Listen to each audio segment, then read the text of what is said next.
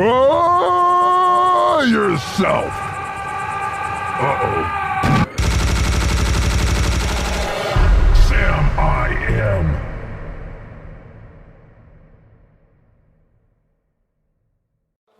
What we issue. You're allowed to take food over there, but again, you're not allowed to eat the food in the locker room. You will eat, you can take the food outside of the locker room. You guys can eat it outside. Locker room numbers. Yusef, number 1. Tom, number 4. Ryan, number 2. Connor, 7.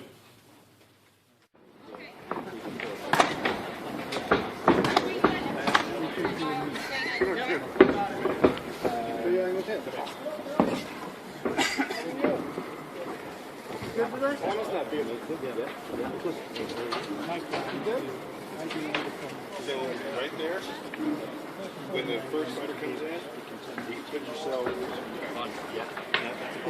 Right here. Watch the corner. Like I said, what's going to happen?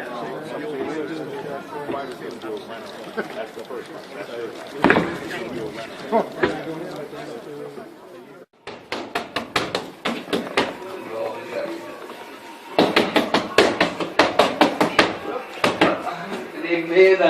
Det är typ släkt av mig där.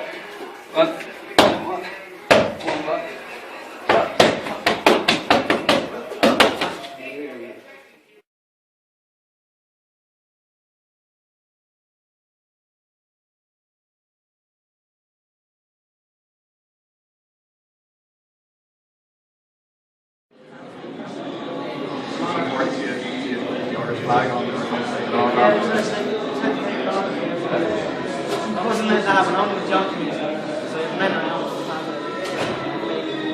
That's incredible.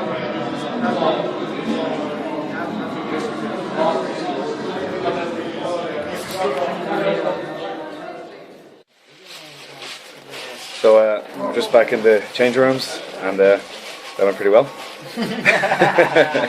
That went good. I'm going to show you a little video now, photographing a little video, and then I'm going to get Conor to talk about it, okay? This is where we were on Wednesday. You like that, Bert? All night long, baby. night, baby. But guess what? Now you get to see me again. Again. Good job, son. That was a good time.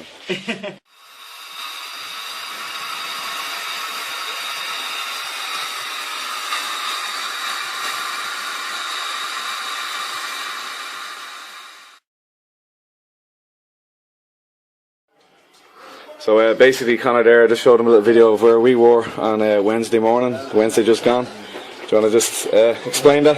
Sunday I wakes up with the wisdom tooth was coming through. Like the bit of gum was coming over the wisdom tooth, and it's the horriblest pain ever. Like I was crippled with pain, couldn't sleep around. 5 days before the weigh-in? 5 days before the weigh-in, so I had to ring a doctor to come out to the house. Gave me antibiotics, but I had told him I had a fight coming up, and so he gave me little baby antibiotics. They didn't do jack shit. So then I'm taking them antibiotics, thinking, yeah, they're gonna do good. Then I'm fly over to Sweden, fights in 4 days, 3 days, or whatever. And the pain is still there. Can't sleep, not sleeping at night. Waking up 6 o'clock in the morning in a bad way. Can't open or close my mouth. So we're in Sweden, nothing else we could do. We went to the dentist, and literally about a minute from taking the wisdom tooth out, we're going to just rip the wisdom tooth out of the dentist. And then she ended up giving me stronger antibiotics, so I've been on 6 antibiotics a day. And painkillers fucking since Sunday. That's it, that was the story of that. So a heavy week, you know, but honestly, anything could happen. Any of that affect your mind? Yeah, no, you know, that's it. Like, anything, these are just challenges. You just have to improvise, you have to adapt, and you have to overcome these things. And that was just another thing that I just had to overcome, and nothing was gonna stop me in there anyway. Yeah. All right. Well, we'll do a little video after you get your dicky bow on and look sharp and get some cheese out there. Please. What keeps nice? How are you feeling, owning Arton? Enjoy that? Unreal. Superstar. No man, it's great man, great experience. Weird Alright. feeling. I'll get you a couple of daiquiris on, then I'll do an interview again. Yeah.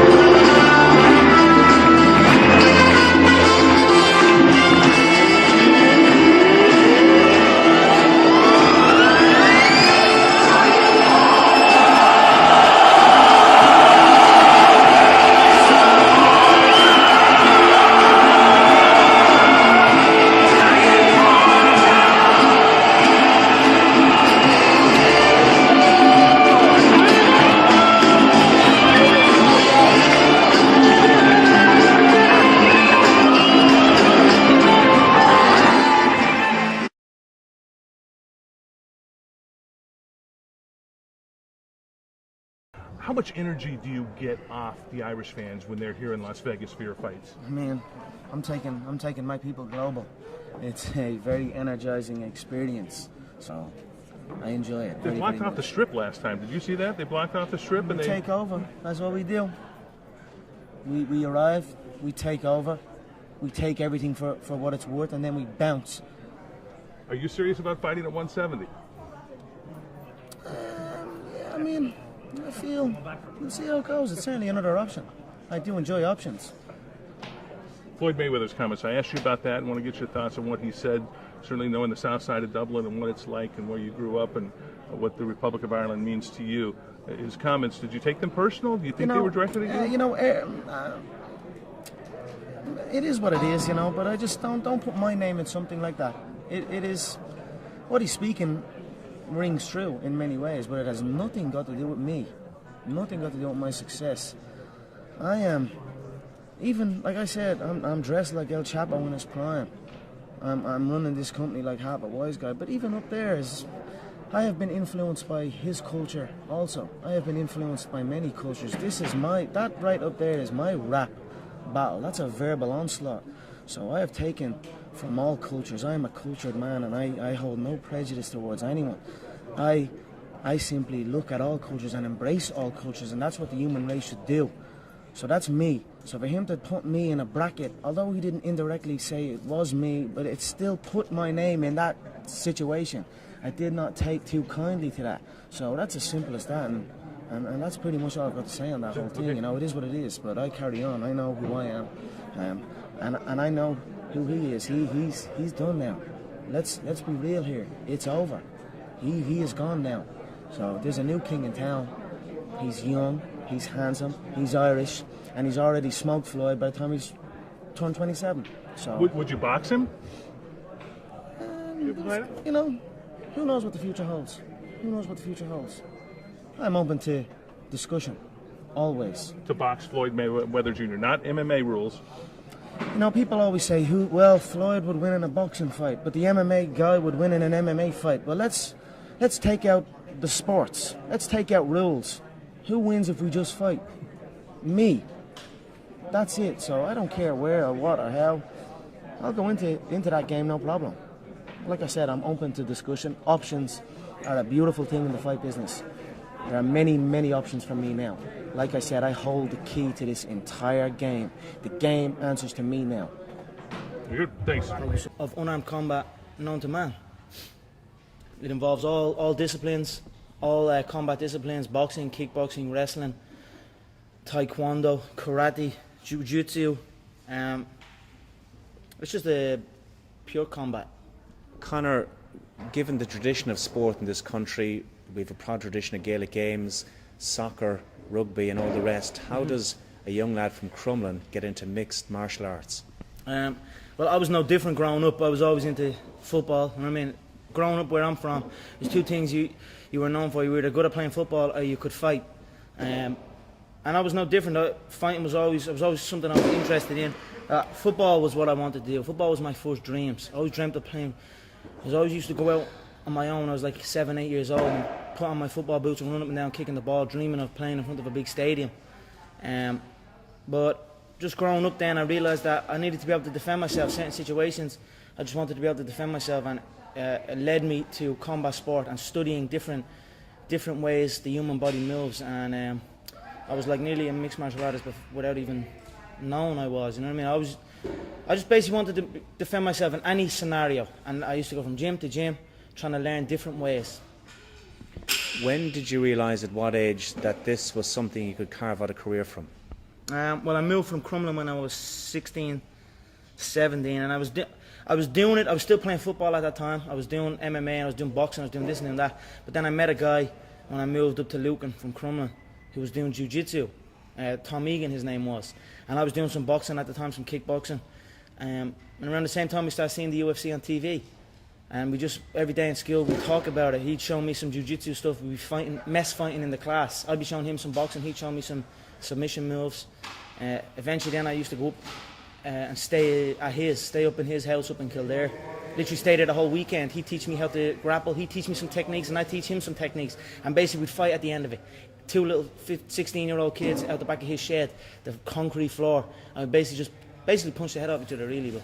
And then that was that, you know, and that was my first obsession with it, you know. And I thought, like, I still didn't think I could do it. I was just kind of still in my thoughts was self-defense. I just wanted to be able to defend myself in any situation. Then he met my coach John Kavanagh, my coach today, John Kavanagh, and found out that he had a proper gym. He also ran shows where you could actually compete properly. And that was it. The two of us went down, met John, and that was that. John showed us a different approach to combat sport, a different way of thinking, the professional way. You know what I mean? Even though we were in a little small shack, in a little hut, it was a professional approach to unarmed combat. And he introduced me to jiu-jitsu, which changed my whole approach and made me look at the finer details of combat. And then that was it. I was hooked. When I knew he had shows, I knew it was there. I knew I could get that ladder. You know, I knew I had something. I had a fascination with it, and even if it didn't, I couldn't shut it off. So I just rolled with it. Kept showing up every day. Got my ass whooped a couple of times. Whooped a couple of asses. Eventually, I became really good, and that's that. You keep mentioning there that you're doing this, or you had when you were starting out, you were doing it to defend yourself. Were you bullied when you were younger? I definitely wasn't bullied. I mean, I definitely wasn't bullied. But you know, as you're growing up and you're walking around and I used to live in a little estate, and when you explore outside that estate, you start meeting new people, and then fights would happen. You know what I mean? Young boys would fight. but it just stuck in my head a little bit more. When something like that happened, it was always in my head. I go back and think about it. I think about what happened, what position happened, and just think about things. I wasn't necessarily bullied or nothing like that, you know what I mean? Have my friends grew up. It's just, Crumlin's a tough area, you know what I mean? It's just the way it was growing up, but it just probably, like maybe people might just went on with the day and forgot about it. Me, I just kind of sat back and thought about it a lot more, and it led me to the gym. This is your life, it's your job. Did you ever have, let's call it a normal job, Conor, a 9 to 5? Yeah, because the Irish thing is to get into a trade straight away. I was no different. As soon as I finished school, I was always getting pestered. What are you doing with your life? You're doing this, doing that. They didn't know what it was. They didn't know what MMA was. They didn't know what none of this. They didn't know I could make a career out of it. As far as they were concerned, my man and dad I'm talking about, as far as they were concerned, I was just getting into a cage and fighting with some other guy. They didn't know nothing about it. No one did, really. But I knew. You know what I mean? I knew. But and then I ended up getting a trade just to keep them quiet. Because I used to have a lot of fights with my dad. What trade did you get? I ended up getting a trade as a plumber. Literally up in the back arse of nowhere, up in the Wicklow Mountains. And funny enough, that site was one of the biggest sites in Europe. Kiltiernan. It was right at that skiing place. Huge. And now it's just abandoned. Now it's just deserted. So I used to go up there 6 o'clock, 5 o'clock in the morning. I was on that M50. I used to have to walk to the N4, about half an hour from my house, wait for some Limerick guy that I didn't even know. He'd drive on the M4 and I'd have to flag him down. Nightmare, yeah. 2 hours down on the M50, 2 hours back. Literally 14-hour days, and I was the first year, so I had to go and do everything. I had to go to the shop. I had to go and get this and get that. So I always had trouble with that, and I was like, this isn't for me. This is not for me. How long did you last?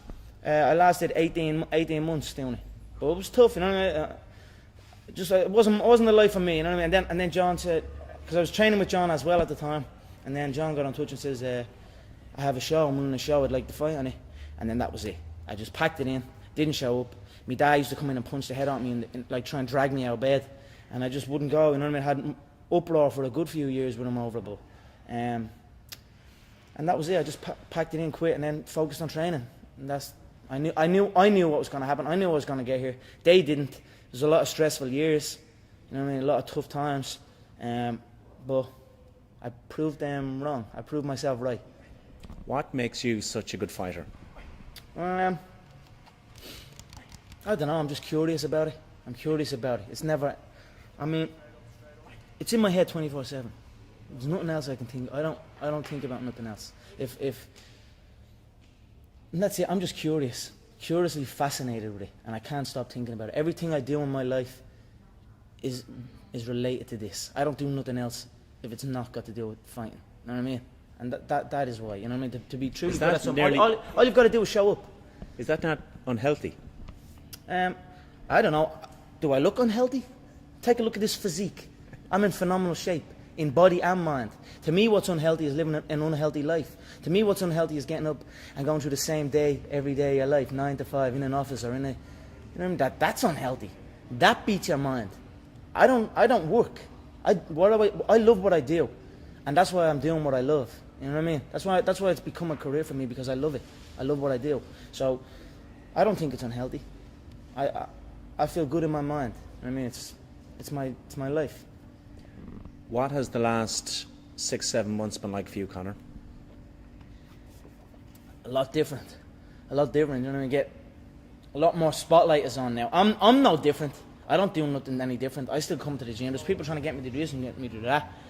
But I know that in order to be successful at this game, it needs to be 24/7. I need to be living in this gym. And that's since this new facility, SBG Concord, has opened up. The setup now is I come here at 1, 2 o'clock in the day, and I'm here till 10 o'clock at night. There's no outside distraction. There's no nothing. It's been crazy. The spotlight is on. The Irish public are watching. But it's what we planned. It's what we prepared. I knew I was going to be the person to bring martial arts to the public eye. And now it's happening. You know what I mean? There's two things I've learned from these past 7 months. Number one is that hard work pays off. And number two is that dreams come true. And that's what's happening. Final one for you. I want to know what you want to achieve. Is it the fame? Is it to be champion? Is it the money? What do you want from this career? I don't care nothing about fame.